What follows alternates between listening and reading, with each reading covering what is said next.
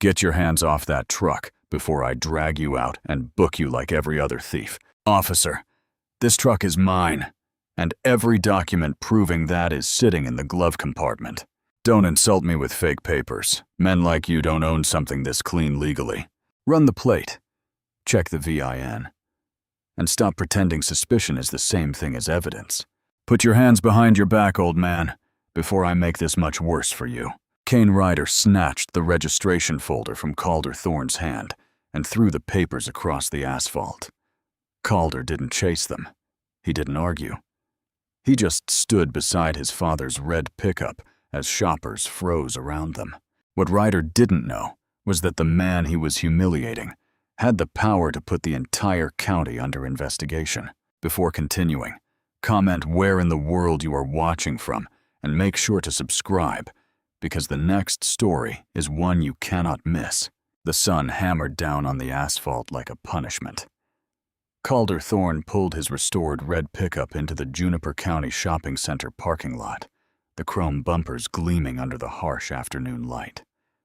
The truck had been his father's once, back when the old man hauled church supplies and lumber through these same county roads. Now it carried Calder through a different kind of work. He shifted into park near the farm supply store. The engine ticked as it cooled.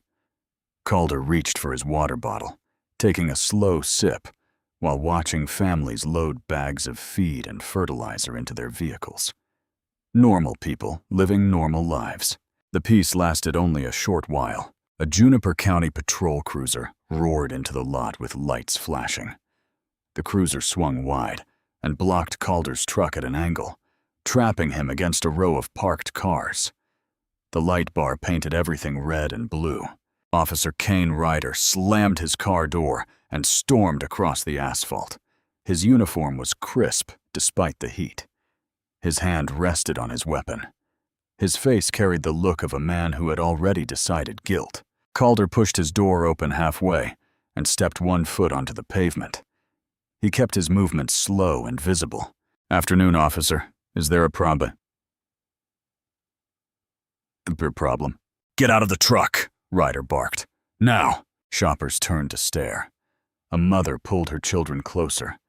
An elderly man stopped loading mulch and watched from behind his cart. The farm supply store's automatic doors kept opening and closing as people stepped outside to see what was happening. Calder remained calm. "I'm asking what the problem is." "The problem is you're driving a stolen vehicle." Ryder pointed at the red pickup like it was evidence of murder. "This truck was reported stolen less than a short while ago." "That's not possible." Calder's voice stayed level. "This truck is mine. It's registered in my name. I have the documents in the glove compartment." "Sure you do." Ryder laughed, but there was no humor in it. "Every truck thief says that." "I'm not a truck thief." "Yeah? Then how does a man like you end up with a truck this clean?" The words hit the air like a slap. Calder felt every witness hear them. He noticed badge number 347. He noticed the store's security cameras pointed toward the lot. He noticed the cruiser's number painted on the rear bumper. He noticed the exact position of Ryder's body camera. "A man like me?" Calder asked quietly. "Don't play games. You know what I mean." Another cruiser pulled into the lot. Sergeant Julian Croft stepped out, already moving like Calder was guilty. Croft was older than Ryder, with gray at his temples and cold eyes that had seen too much and cared too little. "What do we have?" Croft asked. "Stolen vehicle," Ryder said. "Suspect claims." "Claims it's his." "It is mine," Calder said. "Let me show you the registration." "Keep your hands where I can see them," Ryder snapped. "You don't reach for anything unless I tell you to." Calder raised his hand slightly. The crowd was growing. People whispered to each other. Someone held up a phone, maybe recording. Croft walked around the truck, studying it like he was appraising evidence. "Nice vehicle. Too nice for some people." "Some people? You heard me." Calder watched Croft's movements. He noticed how the sergeant positioned himself to block one of the security cameras. He noticed how Ryder kept shifting his weight, aggressive and eager. These men had done this before. "The registration is in the glove compartment," Calder said again, "along with insurance and maintenance records." "I bet it is," Ryder sneered. "Fake paperwork to go with your fake story. Why would I drive a stolen truck to a public parking lot in broad daylight? Because thieves are stupid." Calder felt the stares of every witness. He felt the heat of the sun and the weight of the moment. He had spent his career in courtrooms, but this was different. This was raw power meeting assumed helplessness on hot asphalt. Ryder stepped closer. His hand moved to his cuffs. "Get out of the truck, now." Calder complied, moving, sawing slowly. He stood beside his father's restored pickup while strangers watched and judged and recorded. Ryder grabbed Calder's arm with unnecessary force, his fingers digging into flesh. His voice dropped to a snarl, meant for Calder's ears alone. "Old men who steal nice trucks don't get to lecture police." The silence stretched between them like a loaded gun. Calder felt Ryder's fingers still gripping his arm, felt the eyes of every shopper burning into his back. The afternoon sun beat down mercilessly on the asphalt, making the air shimmer with heat and tension. "I need to get my registration," Calder said calmly. "It's in the glove compartment." "Real slow," Ryder warned, finally releasing his grip. "And keep both hands where I can see them." Calder moved with deliberate care. He reached across the driver's seat, opened the glove compartment, and pulled out a leather folder. His movements were precise, controlled, the actions of a man who understood that every gesture was being watched and judged. "Here," Calder said, extending the papers toward Ryder. "Registration, insurance, and maintenance records. Everything's current and legal." Ryder snatched the documents from Calder's hand, but instead of reading them, he glanced at the first page with obvious contempt. The paper fluttered in the hot breeze. "This could be anything," Ryder said loudly enough for the crowd to hear. "It's my registration." "Says you." Ryder held the papers higher, making a show of studying them. "But how do I know these aren't fake?" Before Calder could respond, Ryder's hand swept down hard. The papers exploded from his grip, scattering across the parking lot like white birds shot from the sky. The registration landed near a shopping cart. The insurance papers skittered under a parked minivan. The maintenance records scattered between the painted parking lines. Gasps rippled through the crowd. A woman covered her mouth with her hand. An older man shook his head in disbelief. Someone's phone kept recording. "Oops," Ryder said with a cold smile. "Guess they blew away." Calder watched his papers tumble across the hot asphalt. He did not move to chase them. He did not raise his voice. He simply stood beside his father's truck and waited. "You dropped my documents," Calder said quietly. "I didn't drop anything. Wind must have caught them." Ryder looked around at the witnesses with mock innocence. Funny how that happens with fake paperwork.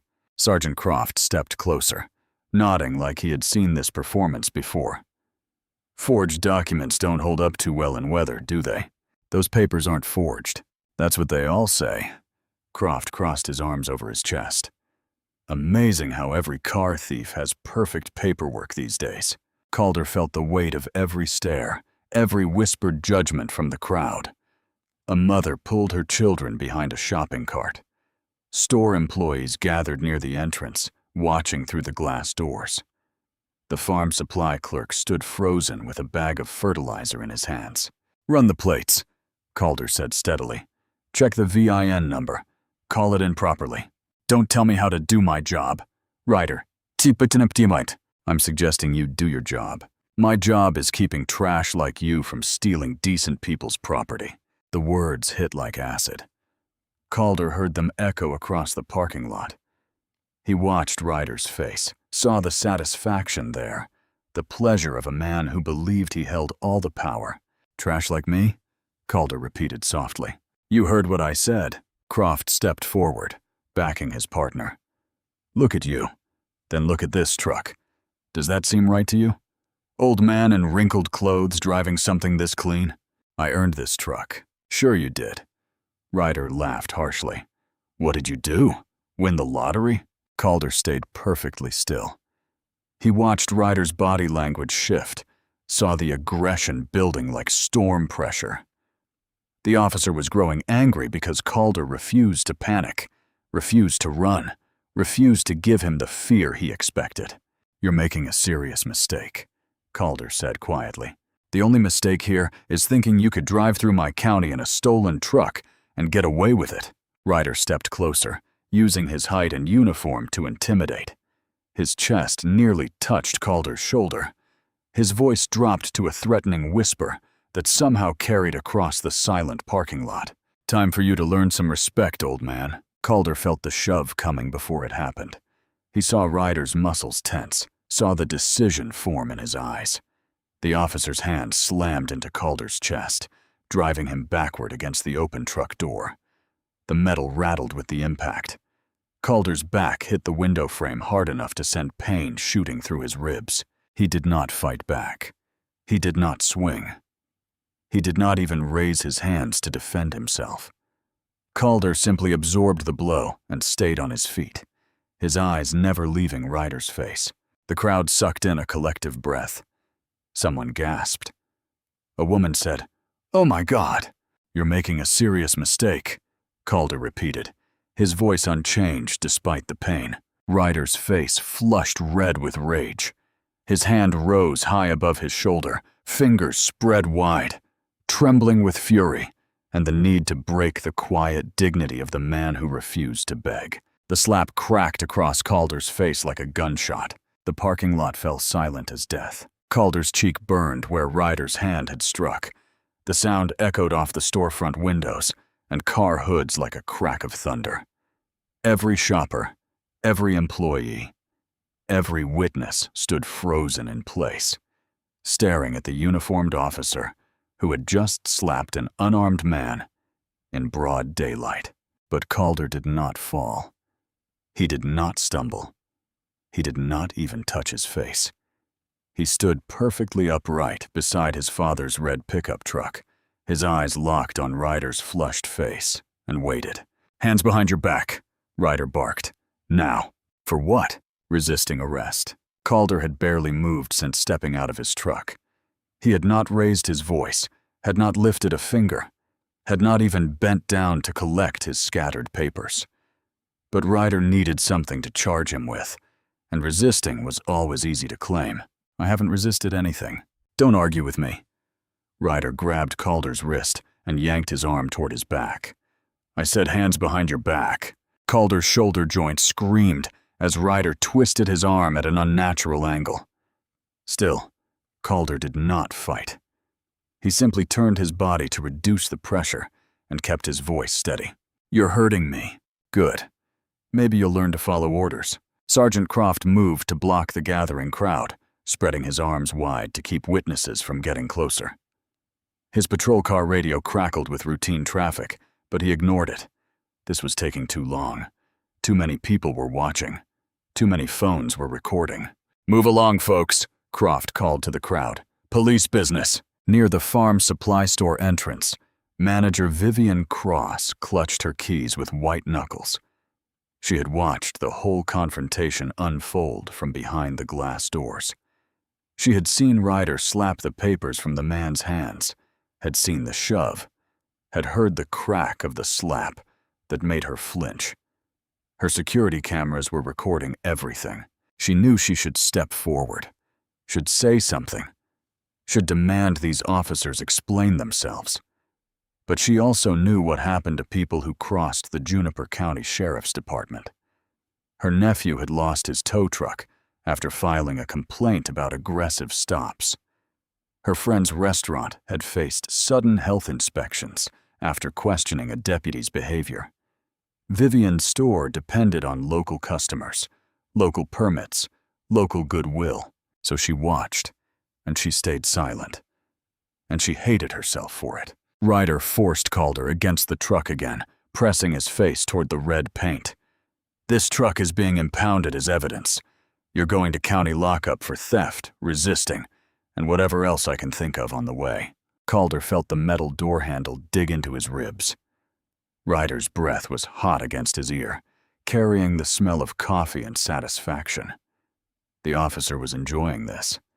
He was feeding on the power, the control, the way an entire parking lot of people watched him dominate a man who could not fight back. You made the wrong choice coming through my county, old man. Calder's mind stayed sharp despite the pain. He memorized Ryder's badge number. He noted Croft's patrol car. He counted the security cameras visible from this angle. 4, including one mounted on a light pole that had a clear view of the entire confrontation. He estimated the time since the first patrol car arrived.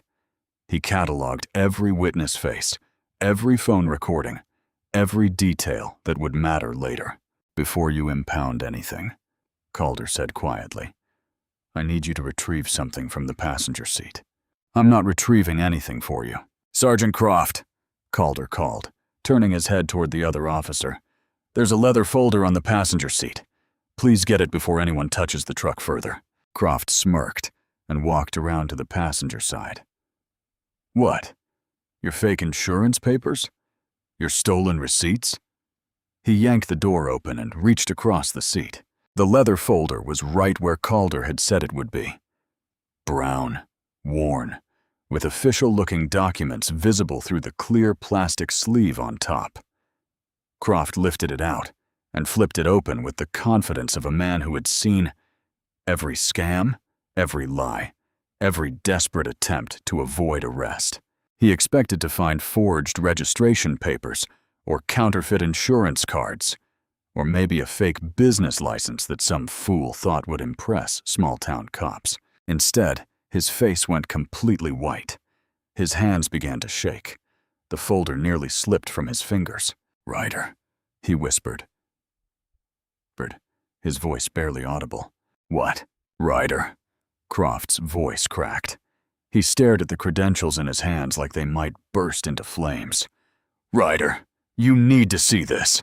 But Ryder was still pressing Calder against the truck, still drunk on his own authority, still believing he held all the power in this parking lot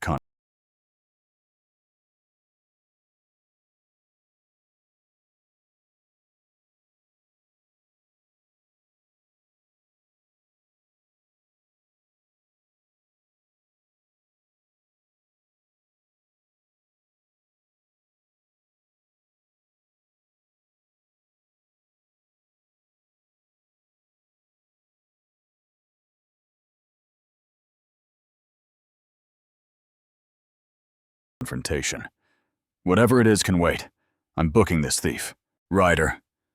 Croft's shout cut across the parking lot like a whip crack. The fear in his partner's voice finally got through. Ryder looked up, saw Croft's pale face and trembling hands, and felt the first cold touch of doubt creep up his spine. Ryder, Croft whispered again, staring at Calder with visible terror. This man is the State Attorney General. Croft read the credentials again. His eyes moved across the official seal, the photograph, the signature, the expiration date that was still years away. His mouth opened and closed like a fish pulled from water. State Attorney General Calder Thorne. The words came out in broken pieces. Croft looked at Calder, then back at the folder, then at Calder again. The confident smirk had melted off his face completely. His hands shook so badly the leather folder rustled. That's impossible. Read it again, Calder said quietly. Croft did. The credentials were real. The photograph matched. The signature was embossed. Every detail was perfect because it was legitimate. Ryder still had his fist twisted in Calder's shirt, but his grip was loosening. What are you talking about? What credentials? This man, Croft whispered, is the State Attorney General. The words hit Ryder like a physical blow.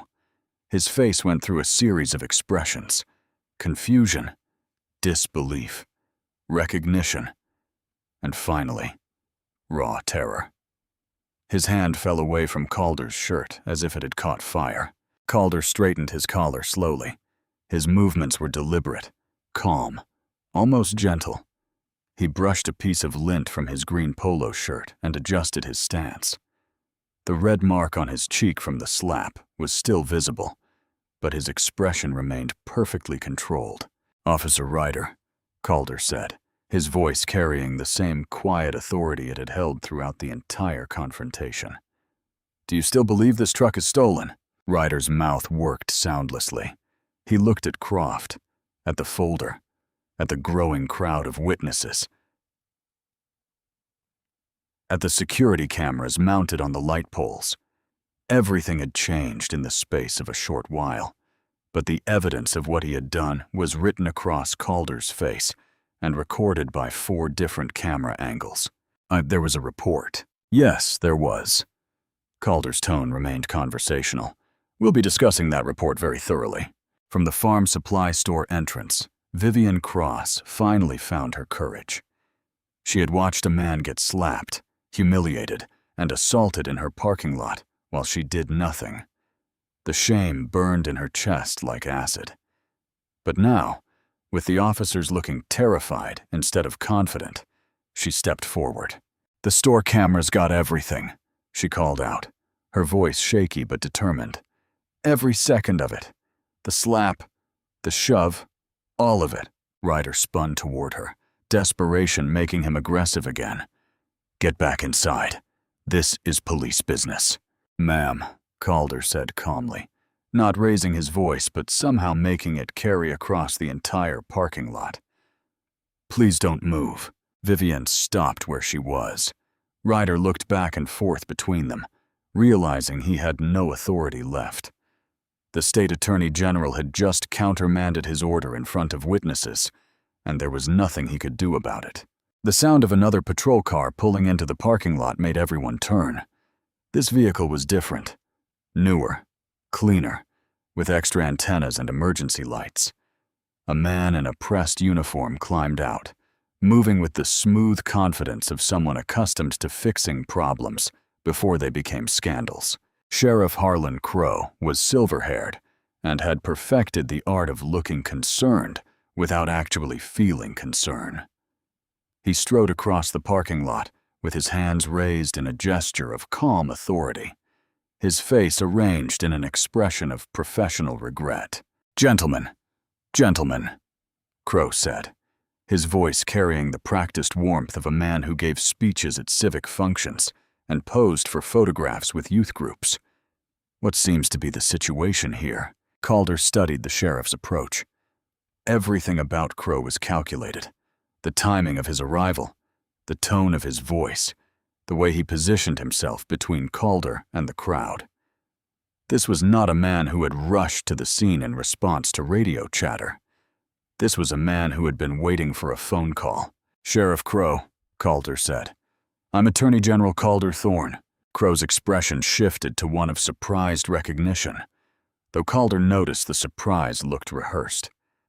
"Attorney General Thorne, what an unexpected honor. I had no idea you were visiting our county. I don't believe I announced my visit. Of course not. Of course not." Crow spread his hands in a gesture of understanding. "I can only imagine what kind of misunderstanding brought you into contact with my officers. Please accept my sincere apologies for any confusion." The word confusion hung in the air like smoke. Calder felt his cheek where Ryder had slapped him. He looked at the registration papers still scattered across the pavement. He thought about Croft's hands on his truck, Ryder's fist in his shirt, the crowd of witnesses who had watched him get humiliated. "Confusion," Calder repeated. "Exactly. An unfortunate misunderstanding that I'm sure we can resolve quickly and quietly." Calder's voice remained perfectly level. "Sheriff, who entered the stolen vehicle alert for this truck?" The question cut through Crow's smooth apologies like a blade. The sheriff's smile flickered for just a moment before reasserting itself. "Well, I'd have to check with dispatch, of course. These things happen so quickly in the field." "I'd appreciate that check." Crow reached for his radio, but Calder held up a hand. "I'll wait." The sheriff spoke quietly into his radio, requesting the information. The response crackled back through the speaker, audible to everyone standing nearby. "Unit 17 to Sheriff. The stolen vehicle alert for the red pickup was entered a short while ago through the restricted LEO channel. Alert originated from your direct access terminal." The parking lot went completely silent. Calder looked at the time. A short while had passed since the alert. 4 minutes, he said quietly. The alert was entered minutes before Officer Ryder arrived. The Juniper County impound lot sat behind a chain-link fence topped with razor wire, surrounded by weeds and broken asphalt. Calder followed the tow truck in a state vehicle, watching his father's red pickup disappear behind the gate, like evidence being swallowed by a machine designed to make things vanish. Sheriff Crow had insisted the truck needed to be towed for verification of ownership and inspection for evidence tampering. The excuse was tissue thin, and everyone knew it. Calder's registration was legitimate. His identification was unquestionable. But Crow had smiled his practiced smile and explained that proper procedure required a thorough examination, especially given the serious nature of the allegations. "We'll have your vehicle back to you within the hour, Attorney General," Crow had promised, his voice dripping with false courtesy. "Just want to make sure everything is properly documented for our reports." Calder had agreed because he wanted to see what they would do next. He wanted to watch who touched the truck, who had access to it, and what kind of evidence might mysteriously appear. Corrupt men always overplayed their hands when they thought they were winning. The tow yard gate clanged shut behind them. Calder parked his state vehicle, where he could observe the entire lot through the fence. The facility was larger than he had expected, filled with dozens of vehicles in various states of abandonment. Rusted sedans with missing tires, SUVs with shattered windows, pickup trucks that looked like they had been seized yesterday and forgotten for months. Sergeant Julian Croft took charge immediately, his clipboard in hand like a weapon of bureaucratic authority. He barked orders at the tow truck driver, directing him to park Calder's pickup in the center of the lot, where it would be visible from all angles, but difficult for anyone unauthorized to approach. "Nobody touches that vehicle without my direct supervision," Croft announced to the small crowd of impound workers. "This is evidence in an active investigation." Calder noticed how the workers avoided eye contact with Croft, how they moved with the careful efficiency of people who had learned not to ask questions. One woman in particular caught his attention, a thin, nervous-looking clerk who kept glancing at the red pickup with something that looked like fear. The woman's name tag read, Amara Quinn. She carried a camera and a clipboard, documenting the truck's arrival with mechanical precision, but her hands shook slightly as she worked. When Croft ordered everyone except essential personnel to step back from the vehicle, Amara looked relieved to retreat to the safety of the office trailer. Calder watched through the fence as Croft and Officer Ryder approached his truck. They moved like men conducting a routine inspection, but their body language told a different story. Ryder kept looking toward the office trailer. Croft positioned himself to block sight lines from the street. They were preparing to perform for an audience of one, the security camera mounted on the trailer's roof. The performance began with Croft opening the driver's door and peering inside. He called Ryder over, pointing at something under the seat. Both officers stepped back, their faces arranged in expressions of surprise and concern. Ryder jogged toward the trailer, emerging moments later with Amara Quinn and her camera. The clerk moved reluctantly, her eyes darting between the officers and the truck, as if she were being led to her own execution. "We need this documented immediately," Ryder announced loudly enough for his voice to carry across the lot. "Found something suspicious under the driver's seat." Calder gripped the steering wheel of his state vehicle. He knew what was coming before it happened. Croft reached under the seat and withdrew a manila envelope, thick with papers, and what appeared to be cash. He held it up for Amara's camera, making sure the security system captured every angle. Ryder pulled on latex gloves and opened the envelope carefully, his movements theatrical and precise. "Counterfeit title documents," Ryder called out, his voice filled with manufactured shock.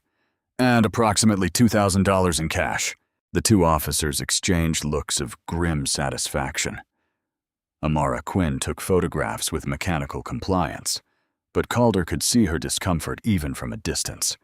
She knew she was documenting a lie, and the knowledge was eating her alive. Sheriff Crow's patrol car pulled into the lot just as the discovery was being completed.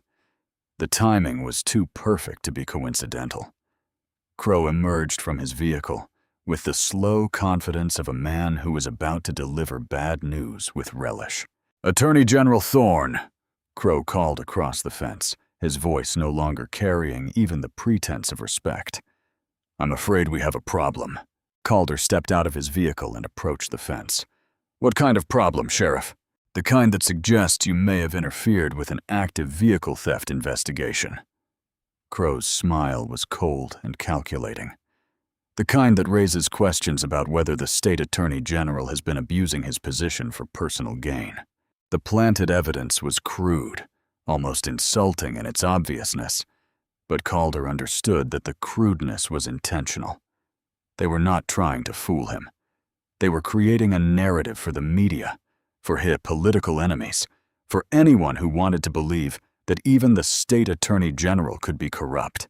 Calder pulled out his phone and dialed a number he had memorized years ago. "Celine, it's Calder," he said, when Chief Investigator Celine Vargas answered. "I need you to preserve everything.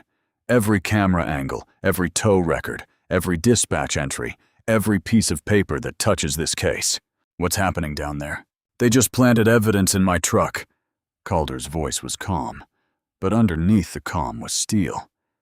"I want every second of security footage from this impound lot. I want the chain of custody for that envelope. I want to know who had access to my vehicle and when." "Are you safe?" "For now." "But Celine, this wasn't random. Someone knew I was coming." As night fell over the impound lot, Calder stood by the fence, watching his father's truck sit under harsh fluorescent lights like a piece of evidence in its own frame-up. The red paint gleamed under the artificial glare, beautiful and defiant, despite everything they had tried to do to it. Sheriff Crow and his officers had made their move. They had turned a simple traffic stop into an elaborate setup designed to destroy Calder's credibility before he could expose whatever they were hiding in Juniper County. But they had also made a crucial mistake. They had assumed Calder would react with anger, that he would fight back immediately and publicly, giving them the spectacle they needed to complete their narrative. Instead, Calder Thorne did what he had always done when facing corrupt power. He watched, he learned, and he began to plan their destruction with the patience of a man who had spent his entire career turning other people's lives into their own chains. The stop had been staged from the beginning. Someone had wanted the state attorney general humiliated, discredited, and neutralized before he could threaten whatever criminal enterprise was operating under Juniper County's badge. Now Calder knew he was not just investigating police corruption. He was fighting for his own survival in a war that someone else had started. That evening, Calder and Celine Vargas set up a temporary command room inside a quiet hotel conference room near the Juniper County Courthouse. The fluorescent lights buzzed overhead as they arranged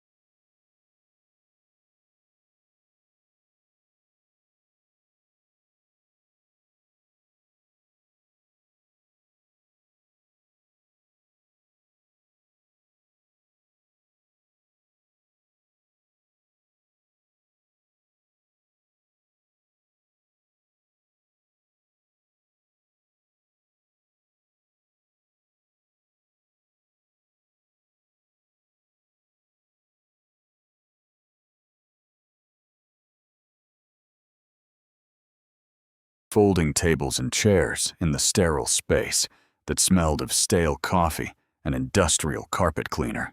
Calder had chosen the location carefully. The hotel was far enough from the sheriff's department to avoid unwanted surveillance, but close enough to the courthouse to maintain legitimacy. More importantly, it was neutral ground where witnesses might feel safer speaking the truth. Celine spread files across the table with methodical precision. She was a woman who believed in action, in swift justice, in making corrupt officials pay immediately for their crimes. Her dark hair was pulled back severely and her expression showed barely contained fury at what had happened to her boss. "We should hold a press conference tonight," Celine said, not for the first time.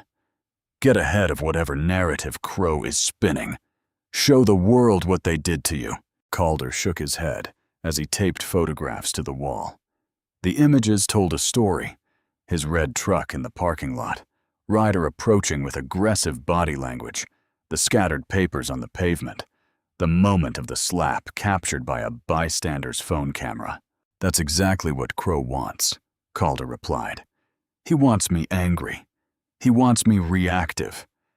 He wants the story to become about my response instead of their corruption." He stepped back from the wall and studied the timeline he was building. Each event was marked with precise timestamps, location data, and witness information.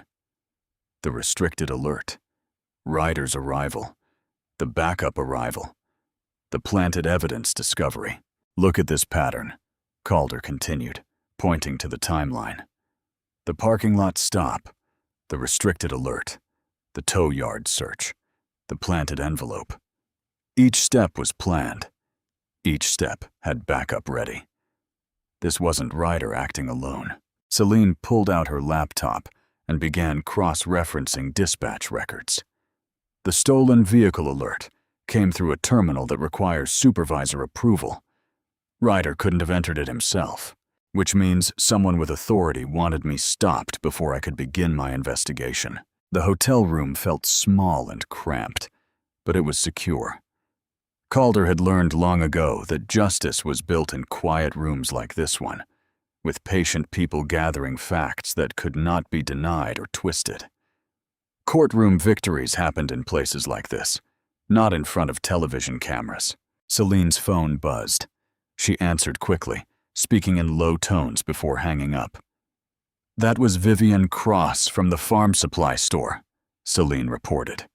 "She confirms the security footage was backed up automatically to their cloud server before local officers requested access. They can't alter what's already stored off-site." Calder felt the first piece of solid ground beneath his feet. Digital evidence with timestamps and chain of custody. Video that showed exactly what happened, exactly when it happened, and exactly who was responsible.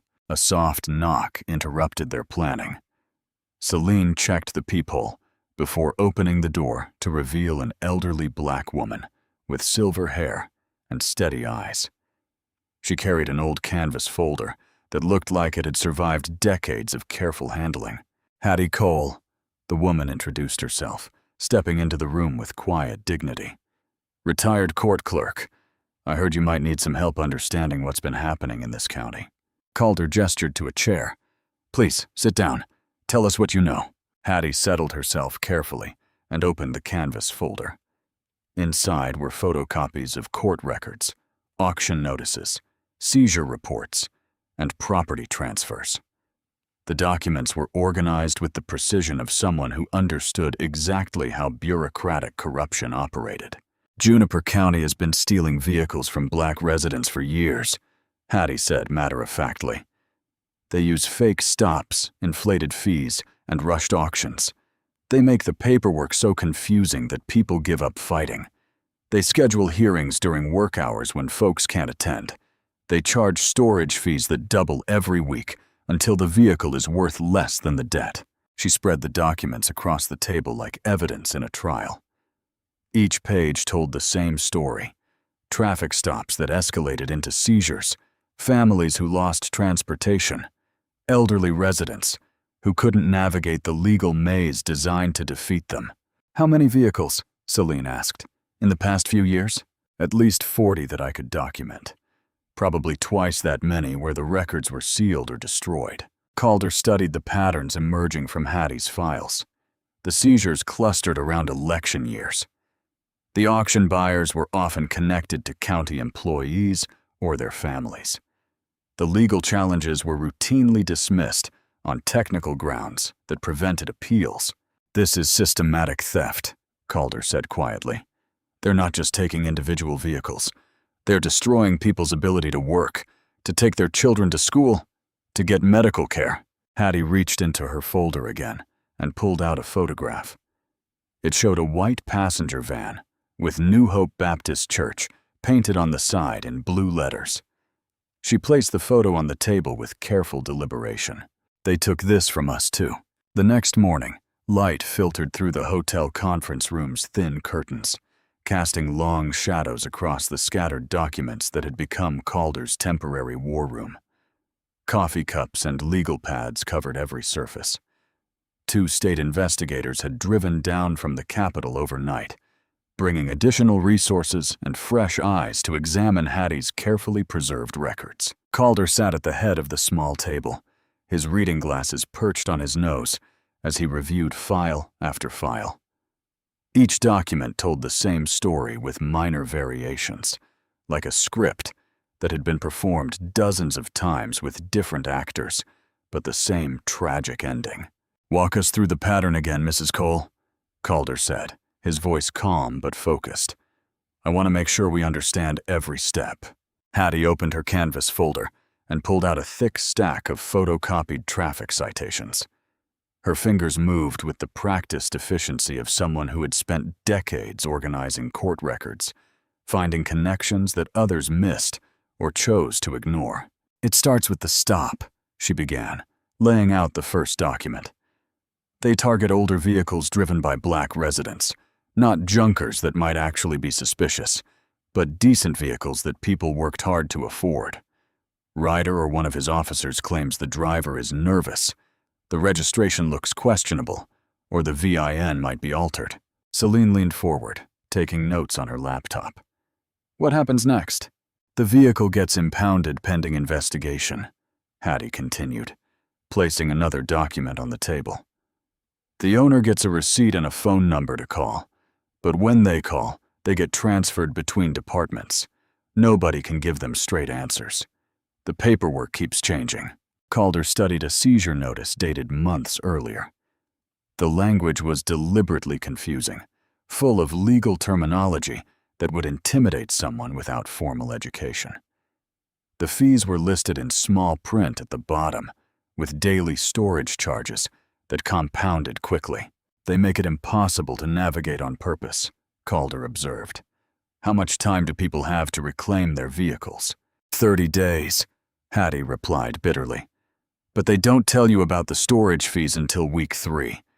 By then, you owe more than the vehicle is worth. They schedule the hearing during business hours when working people can't attend. If you miss the hearing, they declare the vehicle abandoned and send it to auction." One of the state investigators whistled softly. "That's not law enforcement. That's organized theft with badges." A knock at the door interrupted their review. Celine checked the peephole and admitted a tall, thin black man in his later years, wearing a faded work shirt and clean jeans. His shoulders were slightly stooped, and his hands showed the calluses of someone who had spent decades doing manual labor. "This is Bernard Hale," Hattie said, gesturing to the man. "Bernard, this is Attorney General Thorne." Bernard approached hesitantly, his eyes moving from Calder to the scattered documents. He carried himself with the careful dignity of someone who had learned not to trust authority figures too quickly, but who still maintained his self-respect despite what the system had done to him. "Mr. Hale," Calder said, standing and extending his hand. "Thank you for coming. Please, have a seat. Tell us what happened to you." Bernard shook Calder's hand firmly, but remained standing for a moment, studying the room. Finally, he pulled out a chair and sat down, his posture straight despite the weight of exhaustion that seemed to surround him. "It was my work van," Bernard began, his voice steady but carrying years of suppressed anger. "White Ford Transit, nothing fancy, but it was mine. Had all my tools, my contracts, my business cards, everything I needed to keep working." Calder leaned back in his chair, giving Bernard his full attention. He had learned long ago that victims needed to tell their stories completely, without interruption or judgment. The details mattered. The emotional impact mattered. The human cost of corruption was always found in stories like Bernard's. "I was driving home from a job in the next county over," Bernard continued. Brake light repair at Mrs. Patterson's house. Simple work, but she pays fair. Officer Ryder pulled me over right at the county line. Said my van looked suspicious for the area. Celine's fingers paused over her keyboard. Suspicious how? He said a van like mine had been reported stolen earlier that week. But when I showed him my registration, he claimed the VIN looked altered. Said the numbers were scratched or tampered with somehow. Bernard's hands clenched into fists on the table. That VIN was clean as the day I bought that van. Never been touched by anything but factory stamps. Calder made notes with careful precision, documenting every detail. What happened next? Van got towed to the county impound. Ryder said it would just take a day or two to verify the VIN with the manufacturer. That was months ago. Bernard's voice cracked slightly. Lost 3 major contracts because I couldn't haul my equipment. Lost my insurance because I couldn't make payments.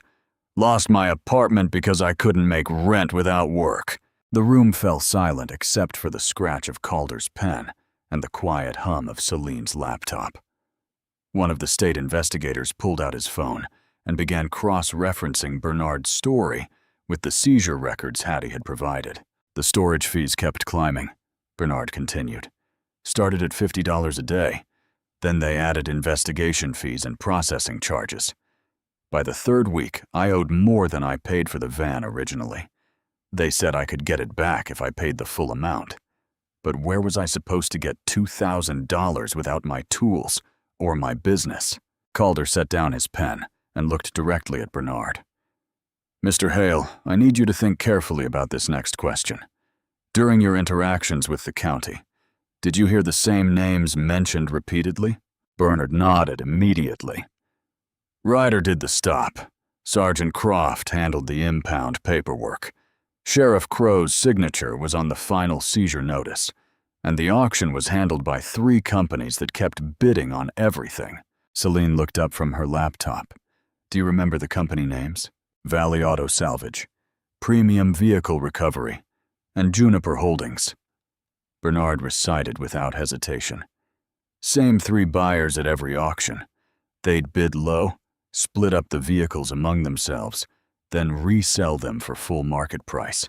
Calder felt the familiar tightness in his chest that came when a case began to crystallize.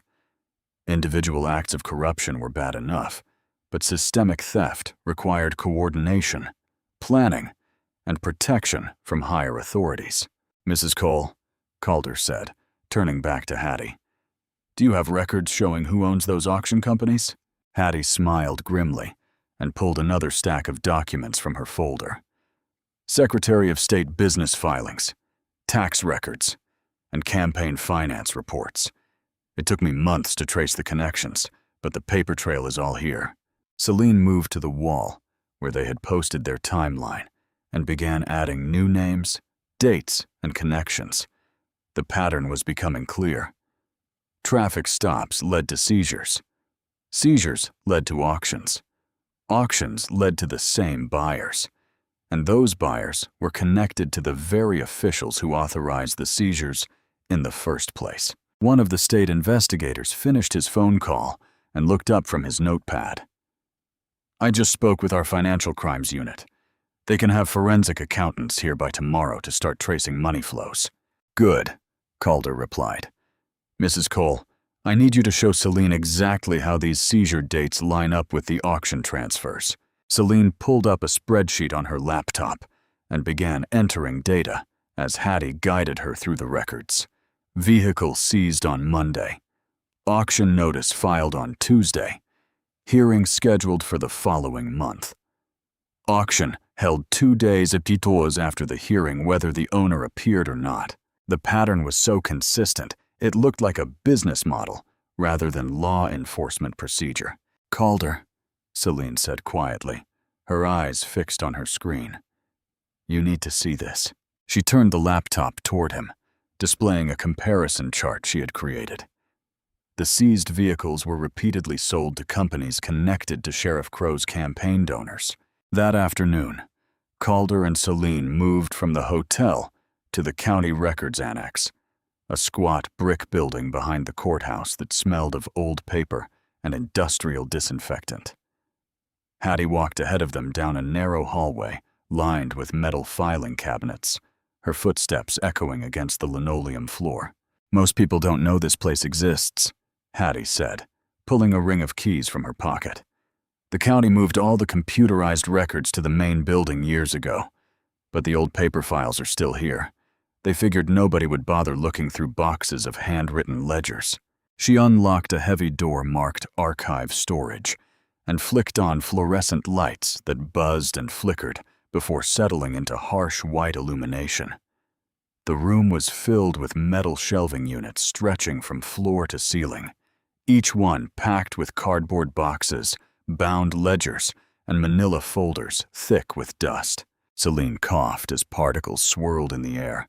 "How far back do these records go?" "Decades," Hattie replied, walking toward the back corner of the room. "I've been coming here for months, pulling files whenever I had a few hours free. The county clerk's office is too busy to pay attention to one old woman looking through forgotten paperwork." Calder followed her past rows of boxes labeled with years and case numbers until she stopped at a section marked Vehicle Seizures and Impounds. The shelves here were less organized, with ledgers and loose papers mixed together in no apparent order. "The oldest seizure records are in these ledgers," Hattie said, pulling out a thick book bound in cracked leather. "I started here because I wanted to see how long this has been going on." She opened the ledger to a page marked with a yellow sticky note. Calder moved closer to read the faded handwriting, and his breath caught in his chest. There, in neat cursive under a date from years earlier, was his father's name, Wilson Thorne, red Ford pickup.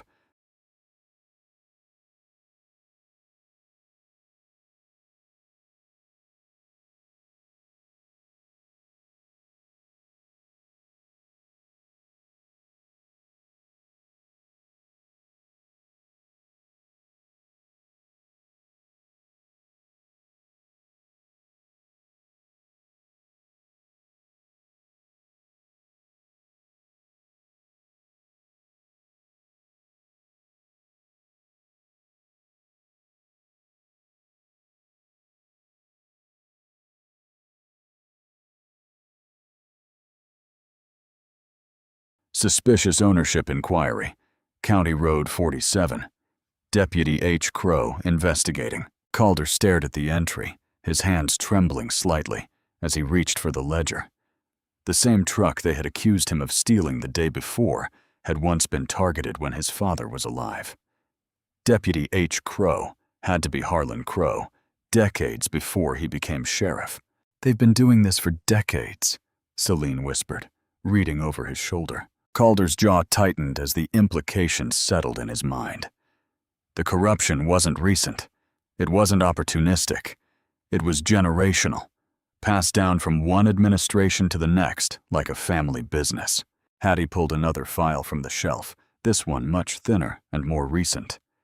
"There's something else, Calder, something I didn't know how to tell you at the hotel." She opened the file and pointed to a request form, dated years earlier. The paper was cleaner than the old ledgers, printed on official letterhead rather than handwritten. Calder read the document header, Records Access Request, Confidential Investigation. Then he saw the signature at the bottom, and his world shifted beneath his feet. The request was signed by Naomi Thorne, his late wife. "Your wife requested copies of these same seizure records," Hattie said quietly. "She came here about 8 months before she died, asked specifically for vehicle seizure patterns, auction records, and any complaints filed against the sheriff's department." Calder gripped the filing cabinet to steady himself. Naomi had never mentioned investigating Juniper County. She had been working on civil rights cases, focusing on voting access and housing discrimination. But here was proof she had been digging into the same corruption that brought him here. "Did she say why she needed the records?" Celine asked. Hattie shook her head. "She just said she was following up on a client complaint. Asked me to keep the request confidential because the investigation was sensitive." Calder forced himself to breathe slowly, fighting the emotions threatening to overwhelm him. Naomi had died in a car accident on a rainy night, her vehicle sliding off a winding county road into a deep ravine. The state police had ruled it weather-related. No signs of foul play. Just another tragic reminder to drive carefully in bad conditions. But now, holding this file, Calder wondered what Naomi had discovered about Juniper County. Had she found evidence of the seizure racket?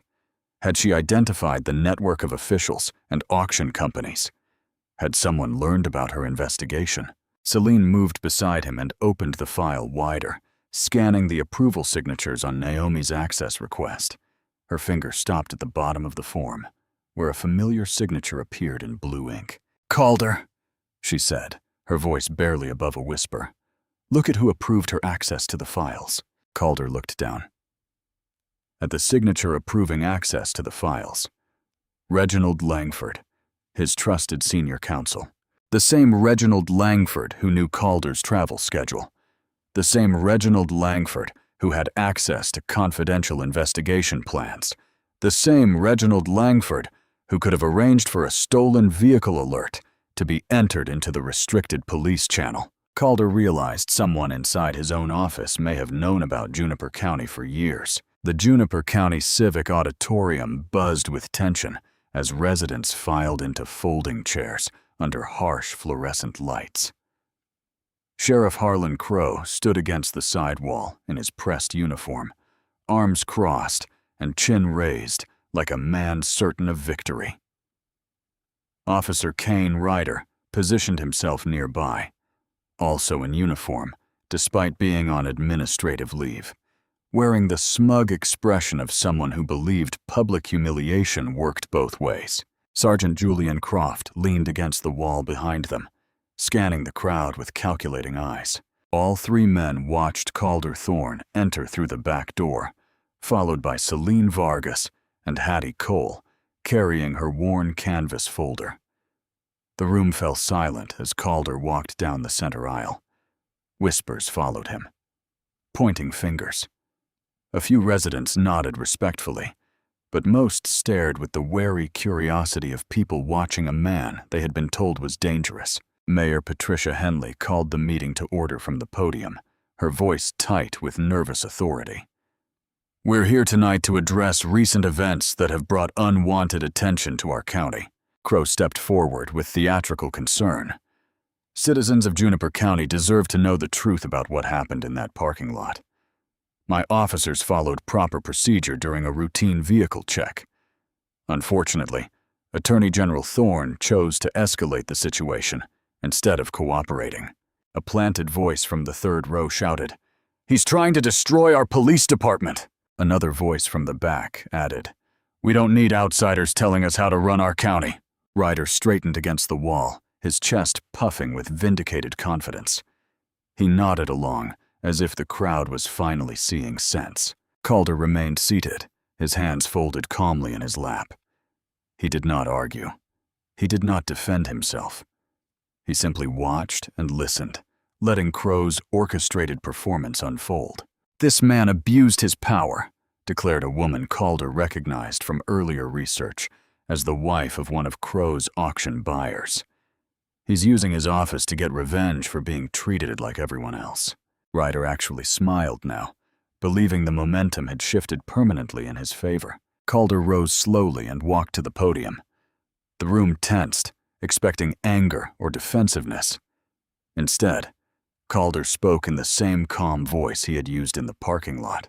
"I'm not here to defend myself," he said simply. "I'm here to listen to you." He gestured toward Hattie, who stood and walked to the front of the room carrying her folder. "Ma'am, would you please tell these folks what you told me?" Hattie opened her folder and spread the first document on a small table beside the podium. Her voice carried the steady authority of someone who had spent decades keeping accurate records. 34 vehicles seized from black residents in the past few years," she began, reading from her notes. 17 work trucks, 8 family cars, 5 church vans, 4 motorcycles belonging to veterans." The planted voices tried to interrupt, but Hattie continued without pause. Every seizure followed the same pattern.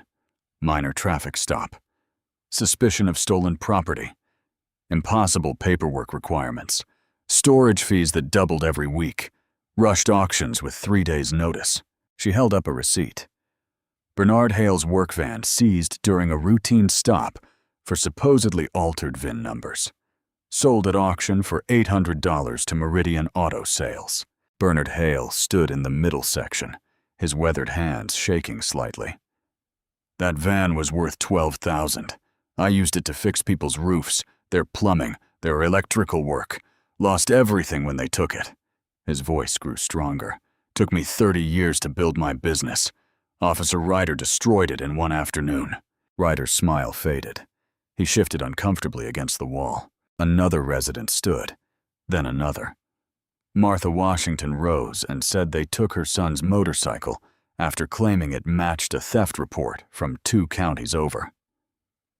James Mitchell stood and described losing his pickup after Croft said the registration looked suspicious. The atmosphere in this room shifted like weather changing. Fear transformed into outrage. Planted voices fell silent as real voices grew louder. "How many families did they rob?" someone called out. "Where's our money from those auctions?" demanded another. Crow tried to interrupt. "Now hold on. These are serious accusations." "Sit down, Harlan," shouted a woman from the front row. "We want to hear what they took from us." Hattie spread more documents across the table. Auction records, title transfers, bank deposits showing the money flowing to the same 3 companies. Shell corporations connected to Crow's campaign contributors. Calder watched the crowd's anger build, but he did not fan the flames. He simply let the truth speak for itself. "I'm requesting an emergency preservation order from the state court," Calder announced calmly. "All seizure records, all auction documents, all body cam footage, all dispatch logs will be protected pending a full investigation." Crow stepped forward, his face red with controlled fury. "You can't just—" "I can," Calder said simply, "and I will." He turned and looked directly at Officer Kane Ryder, who stood frozen against the wall as his confidence cracked like ice under pressure. "This investigation is no longer about one truck." Late that same night, Calder and Celine packed their files in the hotel command room with the focused urgency of lawyers preparing for war. The town hall had shifted everything. Real victims had spoken. Real evidence had surfaced. Crow's planted voices had been overwhelmed by genuine outrage.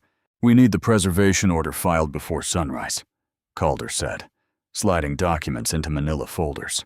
"If they destroy those records tonight, they won't risk it," Celine interrupted, sealing evidence bags with tape. "Too many witnesses saw Hattie's files. Too many people are watching now." Calder moved methodically, organizing dispatch logs, auction receipts, and witness statements into separate stacks. His movements were calm, but his eyes held the sharp focus of a man who understood time was running out. Celine's phone rang late. She answered on the second ring, then froze. "Fire department dispatch. The county evidence room is burning." They were in Calder's rental car within minutes, racing through empty streets toward the sheriff's office. Orange light flickered against the courthouse windows 3 blocks away. Smoke rose in thick columns against the dark sky. Calder pulled into the parking lot as volunteer firefighters aimed hoses at the rear wing of the building. Sheriff Crow stood near the main entrance in hastily dressed civilian clothes, talking rapidly with the fire chief. His expression showed the right mixture of shock and concern. Celine grabbed Calder's arm as they climbed out of the car. "Look at Croft." Sergeant Julian Croft stood 20 yards from the evidence room entrance, arms crossed, watching the flames with the calm detachment of a man observing someone else's problem. His uniform was too clean for someone called out of bed for an emergency. Calder walked directly toward Crow, ignoring the heat and smoke. "What happened?" "Electrical accident," Crow said immediately, his voice carrying practiced authority. "Old wiring in the evidence storage area. We're lucky it didn't spread to the main building." "Where's the body cam server?" Crow's pause lasted half a second too long. "Storage room. Same area that caught fire." "And the impound records?" evidence filing cabinets, probably damaged by smoke and water. Calder studied Crow's face in the flickering light. What about the envelope from my truck? Gone, Crow said with false regret. Along with most of the seized vehicle documentation from the past few months. Celine moved closer to Croft, pretending to watch the firefighters while listening to his radio conversations. He was too calm, too prepared. Like a man who had expected this call, Calder's phone buzzed. Celine saw his expression change as he answered. Mr. Thorne, this is County General Hospital. We have Hattie Cole in the emergency room. She was in a car accident about an hour ago. She's asking for you. The drive to the hospital took only minutes. Calder found Hattie conscious but battered, her left arm in a sling and her forehead marked with stitches. She gripped his hand when he approached the bed. Wasn't no accident, she whispered, her voice hoarse but determined. Big truck forced me off Mill Pond Road right after I called your voicemail. What did you find? The hidden owner, the name behind all the shell companies. Her eyes were sharp despite the pain medication. It goes higher than Crow. Someone in your office has been protecting this whole operation. Calder felt cold certainty settle in his chest. Who? Before Hattie could answer, Calder's phone rang again. Reginald Langford's name appeared on the screen. Calder answered carefully. Reginald. Calder. Thank God you're okay. Reginald's familiar voice carried concern that sounded genuine. I just heard about the fire and Hattie's accident. You need to step back from this case immediately. Why? An ethics complaint was filed against you hours ago. Abuse of office, personal vendetta, improper use of state resources. The review board wants your emergency powers suspended pending investigation. Calder stared through the hospital window at the orange glow still visible above the courthouse. Smoke drifted across the parking lot like fog. Who filed the complaint, Reginald? I can't say yet. But Calder, this looks bad. Really bad. You need to let someone else handle Juniper County before they destroy your career. Calder ended the call and stood in the quiet hospital room. Hattie watched him with worried eyes. Celine moved beside him, understanding without words.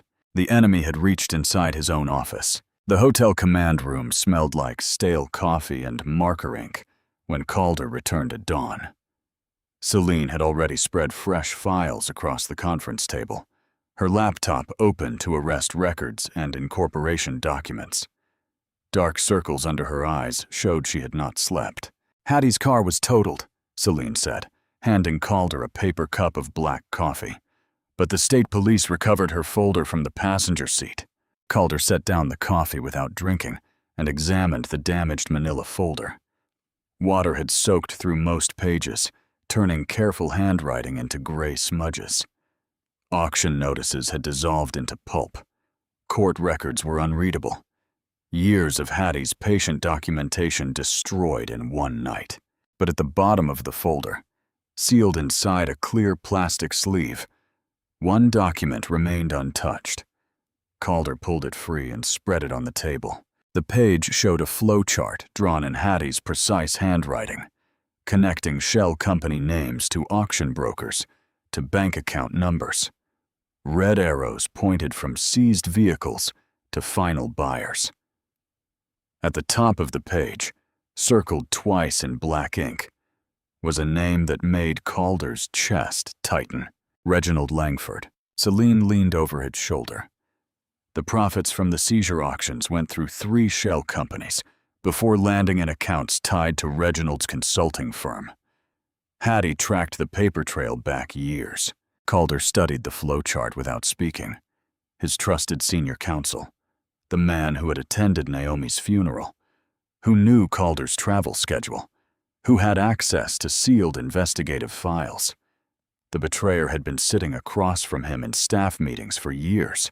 We arrest him today, Celine said, her voice hard with anger. Right now, before he destroys whatever's left. No. Calder moved to the evidence board and began organizing the surviving documents with methodical care. He separated confirmed facts from reasonable suspicions. He drew new timeline connections. His hands remained steady, but Celine saw the muscle working in his jaw.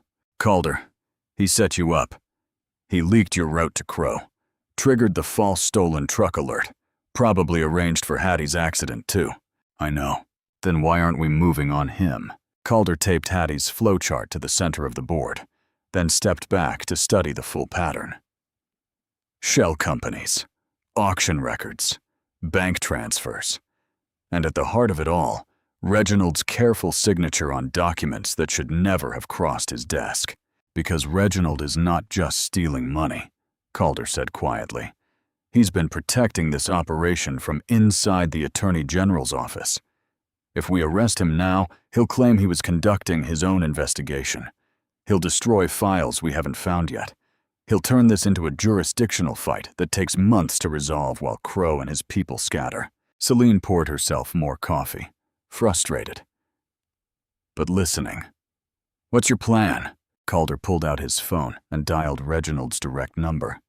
When Reginald answered, Calder forced exhaustion into his voice. Reginald, it's Calder. I need your advice. Of course. How are you holding up after last night? Not well. The ethics complaint. The fire. Hattie's accident. Maybe you're right. Maybe I pushed too hard too fast. Reginald's relief was audible through the phone. You did the right thing calling me. This case was always going to be difficult given your personal involvement. I'm thinking about returning to the capital. Let someone else handle the seizure investigation. That's probably wise. Take some time. Let the review board see you're not pursuing a vendetta. Calder met Celine's eyes across the table. She understood the performance but clearly hated it. There's just one thing I want to wrap up first, Calder continued. Juniper County is holding an emergency auction tomorrow for disputed vehicles, including mine. I'd like to attend, maybe get some closure before I step back. Of course, that sounds reasonable. After hanging up, Calder turned to Celine. Now we let every corrupt player gather where they feel safest. The county auction. That afternoon, Calder divided his remaining team across 3 locations. He sent 2 state investigators to secure the farm supply store footage. Celine would handle the tow yard and pressure Amara Quinn for the truth. Calder himself would meet Hattie at her church, where she claimed to have hidden backup files years earlier. The farm supply store sat under the same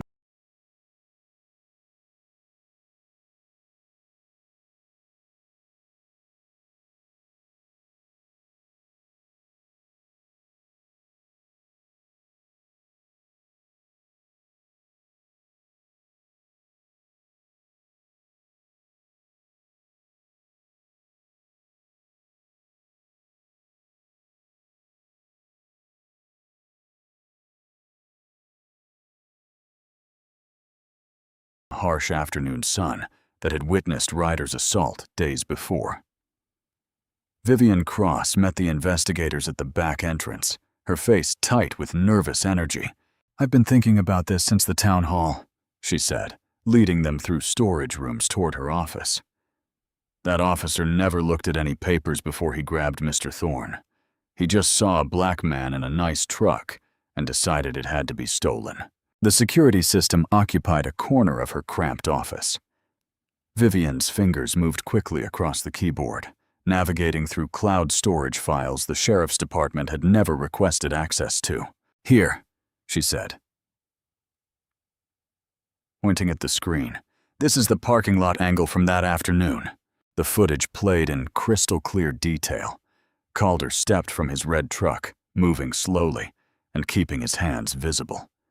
Ryder appeared moments later, rushing from his cruiser without checking any computer systems or running license plates. The assault began with Ryder slapping papers from Calder's hands before reading them. The slap across Calder's face occurred before Ryder demanded to see registration documents he had already scattered. He never checked nothing, Vivian said, her voice hardening. Just saw an older black man and figured he could do whatever he wanted. One investigator copied the files, while the other took Vivian's sworn statement. The timestamp evidence would destroy any claim that Ryder had followed proper procedures. Meanwhile, at the county tow yard, Celine found Amara Quinn chain-smoking behind the impound office. Amara's hands shook as she lit another cigarette. I can't keep doing this, Amara said, before Celine even introduced herself. I got kids. I need this job. But I can't keep watching them destroy people's lives. Celine sat on a concrete barrier beside her. Tell me about Calder's truck. Amara took a long drag and stared at the rows of impounded vehicles. Sergeant Croft ordered me to process the intake alone that evening. Said nobody else should handle the paperwork. That never happens. We always have 2 people for chain of custody. What did he tell you to do? Leave the truck unlocked in Bay 7 for 20 minutes while I filed the code report. He said someone would inspect it for evidence. When I came back, Ryder was standing beside the open door with that envelope in his hand. Celine kept her voice gentle. Had you seen that envelope before? Never. And I searched that truck completely during intake. There wasn't nothing under no seats except an old blanket and some tools. Amara showed Celine the intake photos she had secretly taken on her personal phone. The images clearly documented the truck's interior before the mysterious envelope appeared. Why did you take pictures? Because Croft been making me falsify reports for months, saying vehicles had damage they didn't have, claiming we found drugs or weapons that nobody found. I started keeping records because I knew somebody was going to blame me when it all came out. At Hattie's church, Calder followed the elderly woman down narrow basement steps into a storage room that smelled of dust and old hymnals. Boxes lined concrete walls beneath low ceiling pipes. I've been copying county records for years, Hattie explained, moving choir robes aside to reveal file boxes underneath. Every auction notice, every seizure report, every suspicious title transfer. Nobody pays attention to old church ladies asking for public documents. Calder opened the first box and found meticulous records organized by year and case number. Hattie had documented the entire evolution of Juniper County's vehicle seizure operation. Here's what you need, she said, handing him a thick folder. Every vehicle seized from black families since recent years, cross-referenced with auction buyers and final ownership transfers. The pattern was undeniable. Seized vehicles consistently sold to the same 3 shell companies for prices far below market value. Those companies immediately transferred ownership to local dealers connected to Crow's political donors. They've been stealing from us for years, Hattie said quietly, taking cars from people who couldn't afford lawyers, then selling them cheap to their friends. Later that evening, Calder's red truck was finally returned under court order. Sheriff Crow personally delivered the keys with a tight smile, claiming all verification procedures had been completed. Calder inspected the vehicle carefully in the hotel parking lot. The exterior showed no damage, but he noticed scratches around the door handles where multiple people had accessed the interior. They went through every inch of this truck, Celine observed. Calder nodded, then knelt beside the driver's seat. His fingers found the concealed latch his father had built into the floor decades earlier, hidden beneath the carpet edge. The small compartment opened to reveal a waterproof case. Inside was a thumb drive labeled NB Insurance in his late wife's careful handwriting. Celine connected the drive to her laptop while Calder sat in the passenger seat. The files opened to reveal hundreds of scanned documents, seizure records, bank statements, shell company filings, and handwritten notes in Naomi's precise script. The notes told a devastating story. Naomi had discovered the first version of Crow's vehicle racket years earlier, connecting illegal seizures to money laundering through Reginald Langford's consulting firm. She had been building a case when her car skidded off a rural road during a winter storm. Calder stared at his wife's final notes, dated just days before her death. She had written, "Reginald approved sealed warrant requests he should never have seen. He's protecting them from inside our office." Calder touched the laptop screen gently, tracing the words his wife had written to expose the truth. "I promise you," he whispered, "this case will finally be finished." The next morning, Calder sat in the hotel lobby with his shoulders slightly slumped, projecting the image of a defeated man.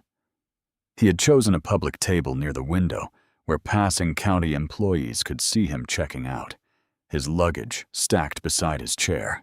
Word spread quickly through Juniper County's government offices. The state attorney general was leaving town. Sheriff Crow wasted no time capitalizing on Calder's apparent retreat. By midday, he had called an emergency press conference, announcing an accelerated auction of disputed vehicles, including several still under legal challenge. "We can't allow bureaucratic delays to burden county taxpayers," Crow declared to local reporters.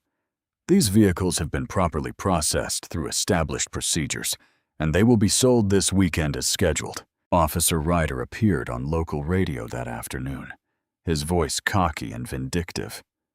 "The Attorney General thought he could come into our county and throw his weight around," Ryder said. But the truth came out. He overplayed his hand, and now he's running back to the Capitol with his tail between his legs. I expect we'll get an official apology soon enough. Reginald Langford called Calder twice that day, each conversation more insistent than the last. "Calder, you need to distance yourself from this situation," Reginald said during the second call. "Let the Civil Rights Division handle it from here. Your personal involvement has compromised the integrity of any potential case." Calder let exhaustion creep into his voice. "Maybe you're right, Reginald.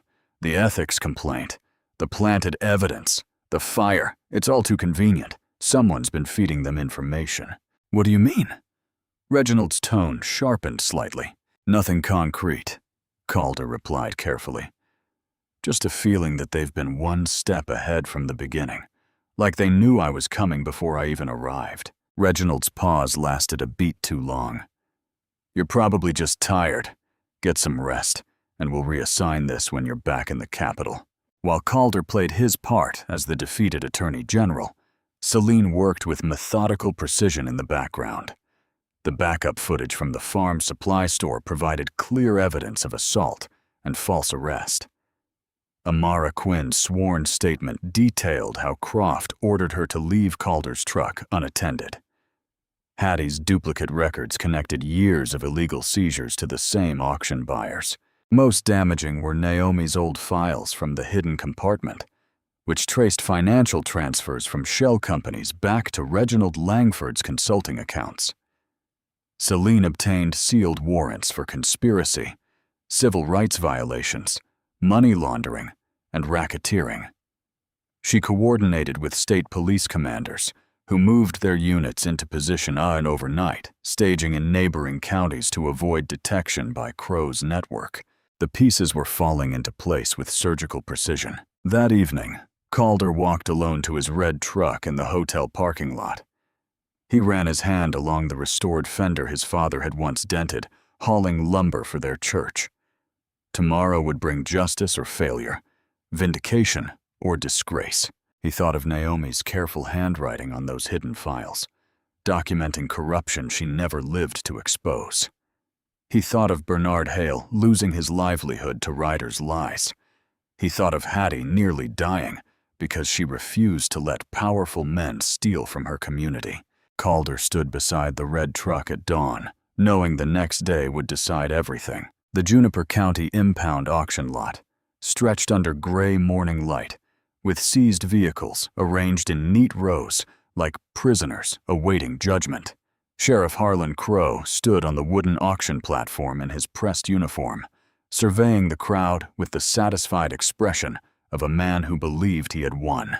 Ryder leaned against a patrol car near the side gate, still wearing his badge despite being on administrative leave.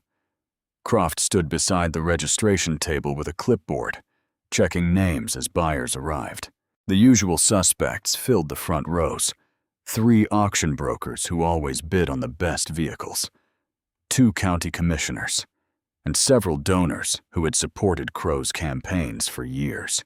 Reginald Langford stood near the back, dressed in an expensive suit and checking his phone repeatedly. He had driven down from the Capitol that morning, telling colleagues he wanted to observe how Calder's reckless investigation was being resolved. Families clustered along the fence, watching helplessly as their vehicles sat tagged for sale. Bernard Hale stared at his work van through the chain link. An elderly woman pressed her face against the metal, looking at the pickup she had used to drive her husband to dialysis before Ryder seized it for suspicious ownership. "Ladies and gentlemen," Crow called through a microphone, "welcome to today's county surplus auction.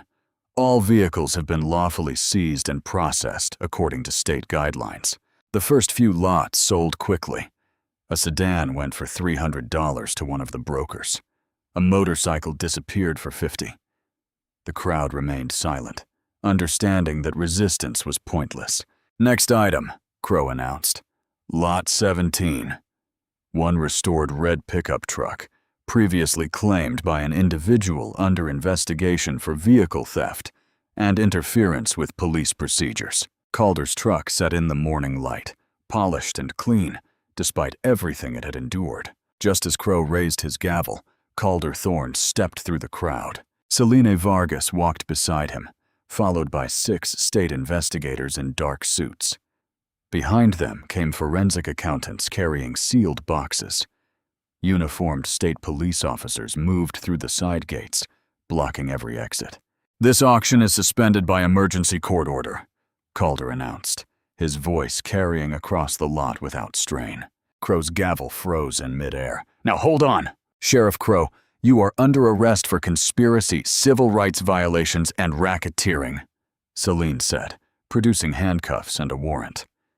"Please step down from the platform."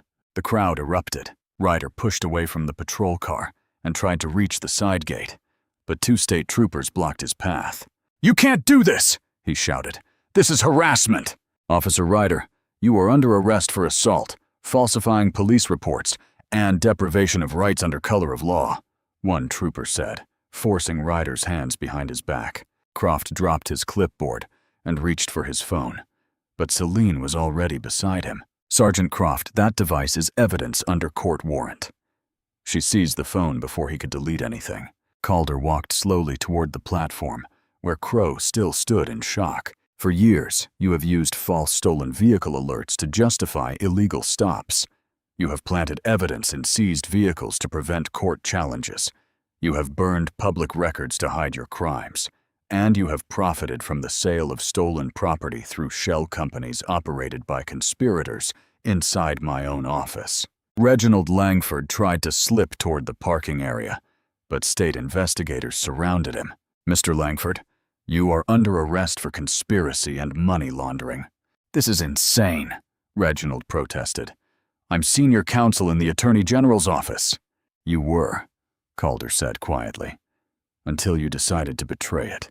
The handcuffs clicked around Crow's wrists on the auction platform, while the crowd watched his power collapse in public. The afternoon sun cast long shadows across the Juniper County Courthouse steps as state officials processed evidence boxes and arrest records. Cars lined the street. Families stood in small groups, some crying, others staring in disbelief at the collapse of a system that had seemed untouchable just hours before. Calder watched from the courthouse entrance as Officer Kane Ryder was led past in handcuffs and an orange jumpsuit. The man who had slapped him in a parking lot now faced federal charges for assault under color of law, falsifying police reports, evidence planting, and civil rights violations. Ryder kept his eyes down, no longer the swaggering bully who had enjoyed humiliating older black men in public. Sergeant Julian Croft followed in similar restraints, charged with conspiracy, evidence tampering, and obstruction of justice. His careful paperwork and quiet threats had finally caught up with him. The phone Selena seized contained deleted messages, coordinating planted evidence and witness intimidation. Sheriff Harlan Crow emerged under heavy guard, facing racketeering charges, public corruption, and conspiracy to violate civil rights.